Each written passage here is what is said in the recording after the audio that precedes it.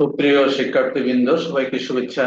HSC ভূগোল প্রথম পত্র সৃজনশীল সকল প্রশ্নের উত্তর, পঞ্চম অধ্যায় জলবায়ুর উপাদান ও নিয়ামক।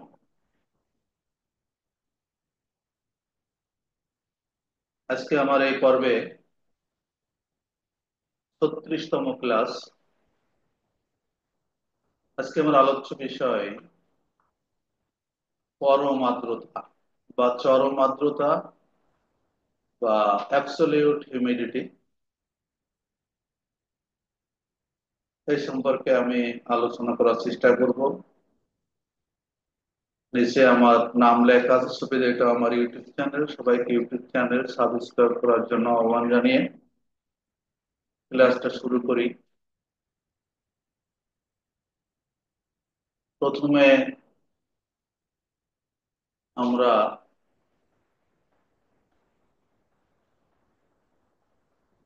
বায়ুর আর্দ্রতার শ্রেণী বিভাগ বা টাইপস অফ হিউমিডিটি। ইতিপূর্বে বায়ুর আর্দ্রতা বলতে কি বোঝায়, আর্দ্রতা পরিমাপক যন্ত্রের নাম কি, বায়ুর তাপমাত্রা এবং আর্দ্রতার মধ্যে যে সম্পর্ক, সেটা নিয়ে আমি বিস্তারিত আলোচনা করেছি। তার পরবর্তী পর্যায়ের ক্লাস আজকে বায়ুর আর্দ্রতা নিয়ে, আর্দ্রতা শ্রেণী বিভাগ। বায়ুর আর্দ্রতা দুই ভাবে প্রকাশ করা হয়ে থাকে।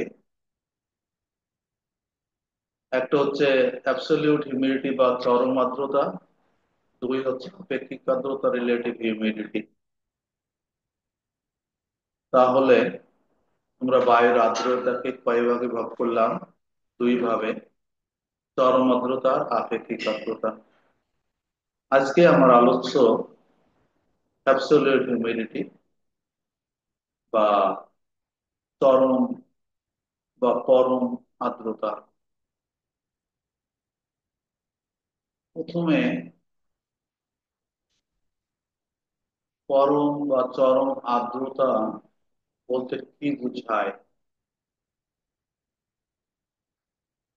কোন নির্দিষ্ট উষ্ণতায় নির্দিষ্ট আয়তনের বায়ুতে জলীয় বাষ্পের প্রকৃত পরিমাণকে পরম বা চরম আর্দ্রতা বলা হয়। এখানে দুইটা জিনিসের কথা আছে। একটা হচ্ছে নির্দিষ্ট তাপমাত্রা থাকতে হবে, নির্দিষ্ট আয়তনের বায়ু থাকতে হবে, এবং সেই নির্দিষ্ট আয়তনের বায়ুতে যে পরিমাণ জলীয় বাষ্প থাকবে সেটাই পরম বা চরম আর্দ্রতা। তাহলে কোন নির্দিষ্ট উষ্ণতায় নির্দিষ্ট আয়তনের বায়ুতে জলীয় বাষ্পের প্রকৃত যে পরিমাণ, সেই পরিমাণকেই পরম বা চরম আর্দ্রতা বলে। এর পরিমাণ সাধারণত বায়ুতে প্রতি ঘন সেন্টিমিটার আয়তনে যে পরিমাণ জলীয় বাষ্প থাকে তার ওজন যত গ্রাম হয় সে গ্রামের দ্বারা প্রকাশিত হয়। অর্থাৎ চরম বা পরম আর্দ্রতার একক হচ্ছে গ্রাম, গ্রামে প্রকাশ করা হয়। একক আয়তন বায়ুতে, সাধারণত একক আয়তন বায়ুতে নির্দিষ্ট তাপমাত্রায় প্রকৃত যে জলীয় বাষ্পটা থাকে সেটাই হচ্ছে পরম বা চরম আর্দ্রতা। একটা উদাহরণ হিসাবে আমরা যদি আনি, তাহলে আমরা কি দেখি, যেমন 40 ঘন সেন্টিমিটার আয়তনের বায়ুতে যদি 10 গ্রাম জলীয় বাষ্প থাকে, প্রকৃত পরিমাণ বলা হয়েছে 40 ঘন সেন্টিমিটার আয়তনের বায়ুতে যদি 10 গ্রাম জলীয় বাষ্প থাকে, তবে তার পরম আর্দ্রতা হবে কত? এই এটা আসলে ঐকিক নিয়মের মতো। 40 ঘন সেন্টিমিটারে বায়ু থাকে কত? 10 গ্রাম। এইটুকু 10 গ্রাম। তাহলে আমরা যদি একে আসি, তাহলে কি হবে? উপরে 10কে ভাগ করতে হবে 40 দিয়ে। তাহলে 10কে 40 দিয়ে ভাগ করলে কি হয়? 0.25 গ্রাম। লেখাটা এখন আসছে না, যাই হোক। তাহলে আমরা আবারও বলি, যদি আমরা এটাকে অঙ্ক হিসাবে দেখায় যে কি বলছে, প্রতি ঘন সেন্টিমিটারে আয়তনে যে জলীয় বাষ্প মূলত প্রকৃত জলীয় বাষ্প থাকে সেটাই কিন্তু তার পরম আর্দ্রতা। এখানে যদি বলা হয় 40 ঘন সেন্টিমিটারে জলীয় বাষ্প আছে কত? 10 গ্রাম। রৈখিক নিয়মে আসো। এবার যদি 1 ঘন সেন্টিমিটারে জলীয় বাষ্প কত হবে? এই 10 ভাগ 40, অর্থাৎ এটা যদি আমি ইকুয়াল করি পয়েন্ট কত, 25 গ্রাম। এই জিনিসটা বুঝতে হবে। এই 0.25 গ্রামে কিন্তু 2 বার গ্রাম 1 ঘন সেন্টিমিটারে কিন্তু প্রকৃত পক্ষেই পরম আর্দ্রতা বা চরম আর্দ্রতা। এবার তো চিন্তা করতে হবে, এই যে জলীয় বাষ্প বায়ুতে থাকে, এই যে পরম আর্দ্রতা, আমরা পৃথিবীর পরিপ্রেক্ষিতে যদি চিন্তা করি তাহলে পরম সাধারণত নিম্ন অক্ষাংশে অধিক, উচ্চ অক্ষাংশে কম থাকে। এখানে একটা মানচিত্র দেওয়া আছে। এই যে রেখাটা আমরা দেখছি, এই রেখাটা হচ্ছে নিরক্ষরেখা, 0 ডিগ্রি। 0 মানে আমার সংখ্যা যত কম হবে সেটাকে আমরা নিম্ন অক্ষাংশ, 0 ডিগ্রি। অর্থাৎ নিরক্ষীয় অঞ্চল, এই অঞ্চলটা হচ্ছে নিম্ন অক্ষাংশ দেশ বা অঞ্চল। আবার এটা হবে মধ্য অক্ষাংশ। আবার যখন আমরা উত্তরের 90 ডিগ্রি উত্তর এবং 90 ডিগ্রি দক্ষিণ গোলার্ধে চলে যাব, দক্ষিণ অক্ষাংশে চলে যাব, এটা কিন্তু উচ্চ অক্ষাংশ।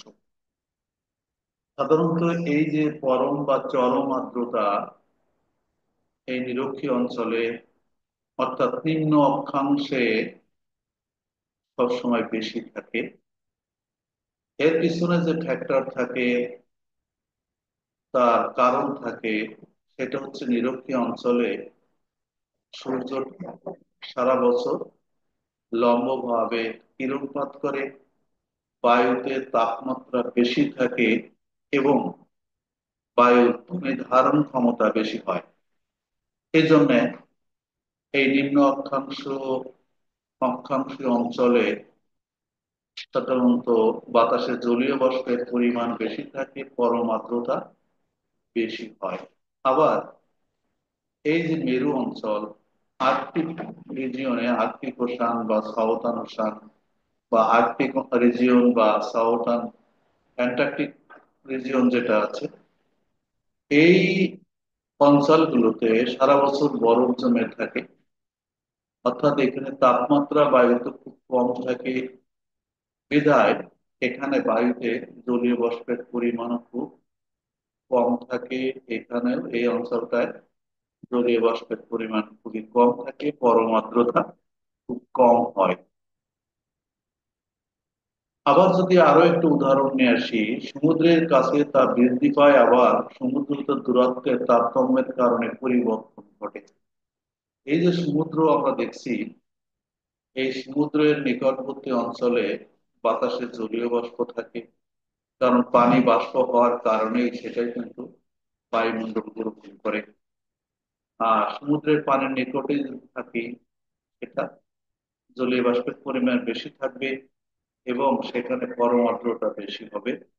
এবং এর থেকে আমরা যত মহাদেশীয় অঞ্চলে যাবে, সেখানে কিন্তু এই পরম আর্দ্রতা বা চরম আর্দ্রতা বা অ্যাবসলিউট হিউমিডিটি কম থাকবে। এছাড়াও শীতকালে চেয়ে গরমকালে তা বৃদ্ধি পায়, এমনকি দিনের চরম আর পরম আর্দ্রতা রাতের চেয়ে বেশি হয়ে থাকে। আরো দুইটা উদাহরণ, যেমন শীতকালে বায়ুর তাপমাত্রা কম থাকে, সেখানে পরম আর্দ্রতা কম থাকে। আবার গ্রীষ্মকালে বায়ুর তাপমাত্রা বেশি থাকে, সেখানে পরম আর্দ্রতা বেশি থাকে। আবার রাত দিনের চিন্তা করি, যে রাত এবং দিনের তারতম্যের কথা চিন্তা করা যায়, সেখানে দিনের বেলায় সূর্যালোক থাকে, তাপমাত্রা বেশি থাকে, তখন বায়ুতে জলীয় বাষ্পের পরিমাণও বেশি থাকে, পরম আর্দ্রতা বেশি হয়। রাতের বেলা তাপমাত্রা কম থাকে, সূর্যের আলো থাকে না, সূর্যের তাপ থাকে না, বিধায় পরম আর্দ্রতা কম থাকে। যাই হোক, আমরা আজকে এখানে যে জিনিসটা শিখলাম সেটা হচ্ছে পরম আর্দ্রতা বা অ্যাবসলিউট হিউমিডিটি বলতে কি বোঝায়, অ্যাবসলিউট হিউমিডিটি কিভাবে পরিমাপ করা হয়, তার একক কি, এটা সম্পর্কে আলোচনা করলাম। এবং এককটা সম্পর্কে আমরা কি বলেছি, আসলে প্রতি একক বায়ুতে যে পরিমাণ জলীয় বাষ্প, প্রকৃত জলীয় বাষ্প, সেটাই তো পরম আর্দ্রতা। এখানে আমরা একটা উদাহরণ দিয়েছি, 40 ঘন সেন্টিমিটার আয়তনের বায়ুতে 10 গ্রাম জলীয় বাষ্প থাকে, তার হবে 10 কে 40-এ ভাগ করলে 0.25 গ্রাম পার ঘন সেন্টিমিটার। গ্রাম পার ঘন সেন্টিমিটার, এটা তার একক। যাই হোক, সবাইকে অসংখ্য ধন্যবাদ জানিয়ে আজকের মতো এখানে শেষ করি। আল্লাহ হাফেজ।